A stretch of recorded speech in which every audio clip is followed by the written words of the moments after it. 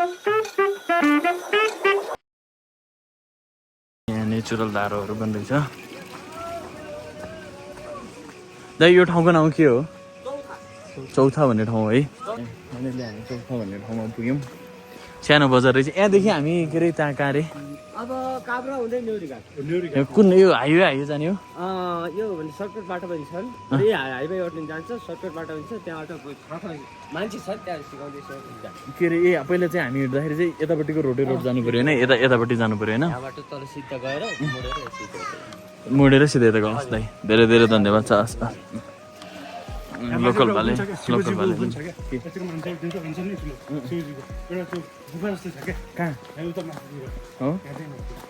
बिहे पनि छ। त्यहाँदेखि हामी यो बाटो आउनु लाग्थ्यौँ। त्यो दाइले चाहिँ त्यहाँदेखि आऊ यहाँदेखि आऊ 5 मिनटमा पुग्नुहुन्छ भनेर हामी फाइनली यो डाँडामै पुगिसक्यौँ। सर्टकट आयौँ है, सजिलो भयो नि। त्यस्तो थाक पनि लाग्ने क्या, आधा घन्टा लाग्ने रहेछ। 5 मिनटमा पुग्यौँ। अब यहाँदेखि तल चाहिँ झर्दा बित्तिकै न्युरीघाटमा पुग्छौँ अरे। त्यो बजारदेखि यो डाँडामा पुग्यौँ। यो डाँडादेखि देखिने भ्यू चाहिँ यस्तो छ। त्यो बजार डाँडा त्यहाँदेखि हिँडेर आएको। हिजो नानीले भनेको रोडहरू हिँडेर न्युरीघाटको यो ओह्रालो जाने बाटोमा आइसक्यौँ। उतानिर एउटा घर चाहिँ रहेछ। त्यसपछि हामी डाइरेक्टली यहाँदेखि तल गयौँ भने चाहिँ 1 घन्टामा पुग्छौँ अरे। यो रोडै रोड गयौँ भने 3 घन्टा लाग्छ अरे। अब चाहिँ यो रोडदेखि चाहिँ हामी तलतिर लाग्यौँ। भनेको नि ह्याङ भएको म्याप हो क्या। किन ह्याङ भयो म्याप हो थाहा छ?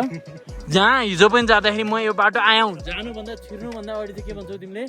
म यो बाटो आएको, तर यहाँ बाटोमा आइसक्यो। है यो बाटो होइन कि यो बाटो कन्फ्युज हो कि। अब त्यहाँ हिँडेर जानु भने ल ल ल ठिक छ होइन? ल सुन सुन एउटा कुरा भनौँ, यदि तल गएर यदि बाटो रङ म माथि आउनु है। आज तिमी बिग्रिया म्याप हेर टिक्क परे। यहाँ मौरीहरू पनि पाल्छन् होला है? खान मिल्छ। घर सानो चिटिक्क बनाएर डाँडाको बिचमा गुफामा मान्छेहरू कति स्ट्रगल गर्छन् हेर। गाउँतिर कस्तो दुःख क्या। घाँसहरू टक्क परेर यो घर भयो। यो चाहिँ हाम्रो म्याराथनहरू दौड्नेहरूको लागि सिम्बल देखाएको भयो यो रोड भनेर।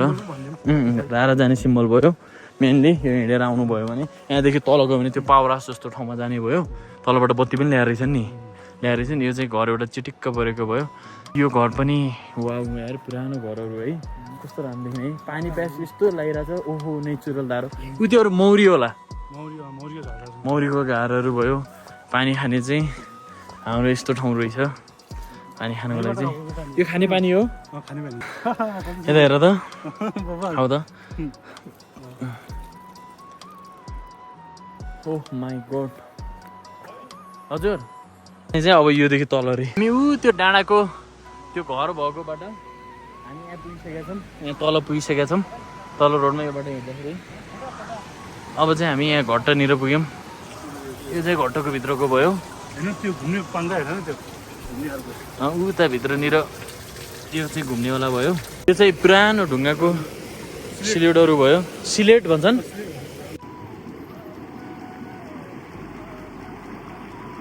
अब चाहिँ माथिको घट्टा चाहिँ बन्द रहेछ, तलको घट्टा चाहिँ दिदीले भिडियो बनाउन मिल्छ भनेर भन्नुभयो। त्यसपछि यसो कस्तो हुँदो रहेछ भनेर घट्टाको भिडियो बनाऊँ भनेर चाहिँ निस्केको छौँ। बाटो यही घुमेको त हो नि होइन? आएको मेसिन चाहिँ यो हो। तपाईँले पिनिरहेको चाहिँ के हो नि? गहुँ। ए यो मेसिन चाहिँ कसरी बनाउँछन्, के गर्छन् यसो के?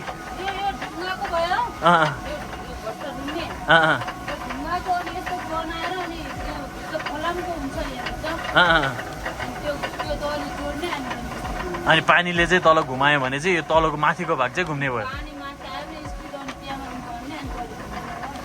यो बनाएको कति भयो? 10-15 वर्ष। 8 वर्ष भयो। ए तपाईँको घर चाहिँ कहाँ हो? मुगु कहाँ?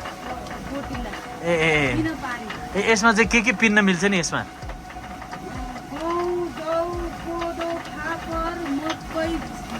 ए राम्रोसँगै पिनिन्छ। यो तपाईँहरूले व्यवसाय तरिकाले गर्नुभयो हो? अरू मान्छेहरूको पनि पिन्दिनुहुन्छ है? एकचोटि पिनेको चाहिँ मकै तपाईँहरूले कसरी लिनुहुन्छ? फ्रीमै हो, पैसा सैसा लागेन है, जो आएर पनि गर्न मिल्यो। जस्तै हामी भोलि आयौँ भने